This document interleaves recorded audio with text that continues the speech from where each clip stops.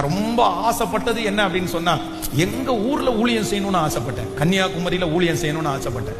அங்க ஒரு பெரிய திருச்சபையை கத்தருக்காக கட்டணும், அப்படி பண்ணணும், இப்படி பண்ணணும், எங்க ஜனங்கள் எல்லாம் கடவுளுக்குள்ள நடத்தணும் அப்படின்னு எல்லாம் நிறைய தரிசனம் எல்லாம் இருந்துச்சு, நிறைய ஆசைகள் எல்லாம் இருந்துச்சு.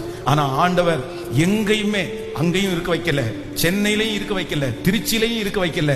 ஆனா கோயம்புத்தூர்லயே ஆண்டவர் கொண்டு வந்தார். ஹல்லேலூயா. இப்போ நான் என்ன நம்புறேன் அப்படின்னு சொன்னா, சரியான இடத்துல கர்த்தர் என்ன பிக்ஸ் பண்ணாரு. இப்போ இங்க இருந்துட்டு கன்னியாகுமரிக்கு ஊழியம் செய்யறோம், இங்க இருந்துட்டு சென்னைக்கு ஊழியம் செய்யறோம், இங்க இருந்துட்டு திருச்சிக்கு ஊழியம் செய்யறோம். உங்களுக்கு வராதா? உங்க பிள்ளைகளுக்கு வராதா? கர்த்தர் சரியான இடத்துல உங்களை கொண்டு போய் பிக்ஸ் பண்ணி அங்கிருந்து உங்களை பல இடத்திற்கு கொண்டு போறதுக்கு கர்த்தர் வல்லவரா இருக்கிறார். சொல்லுங்க, எனக்கு இது நடக்கணும் ஆண்டவரே, நடக்கணும் ஆண்டவரே. வேலையில திருப்தி இல்லாதவங்க எல்லாம் ஜெபம் பண்ணுங்க. இப்ப போயிட்டு இருக்கிற ஃபீல்டுல திருப்தி இல்லாதவங்க எல்லாம் ஜெபம் பண்ணுங்க. இந்த சம்பளம் எனக்கு பத்தாதுன்னு சொல்றவங்க எல்லாம் ஜெபம் பண்ணுங்க. நான் சொல்றேன், இது நம்ம இத எப்படி நடக்கும்னு கேட்க முடியாது. ஆனா பலத்தினாலும் அல்ல, பராக்கிரமத்தினாலும் அல்ல, அவருடைய ஆவியினாலே ஆகும், அவருடைய ஆவியினாலே ஆகும். ஜெபம் பண்ணலாமா?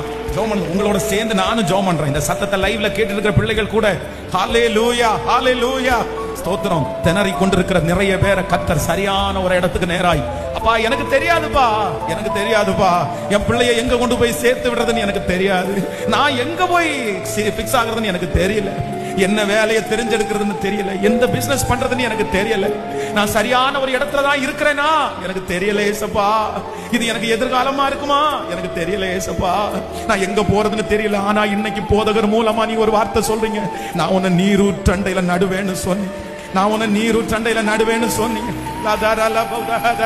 ராஜாவே, ராஜாவே, நாங்க உங்களை நம்புறோம், நாங்க உங்களை விசுவாசிக்கிறோம், உங்களால ஆகாதது என்று ஒன்றுமே இல்லை. இப்போ இந்த உங்க ராஜ்யத்துல நாங்க உங்களை சந்திக்கிற வரைக்கும் இந்த உலகத்துல நாங்க இருக்கணும் இல்லப்பா, நாங்க வாழணும் இல்லப்பா, நாங்க சாட்சியா நிக்கணும் இல்லப்பா. எங்க அது இல்லைன்னா கூட நீங்க தான் எங்களுக்கு தேவன்.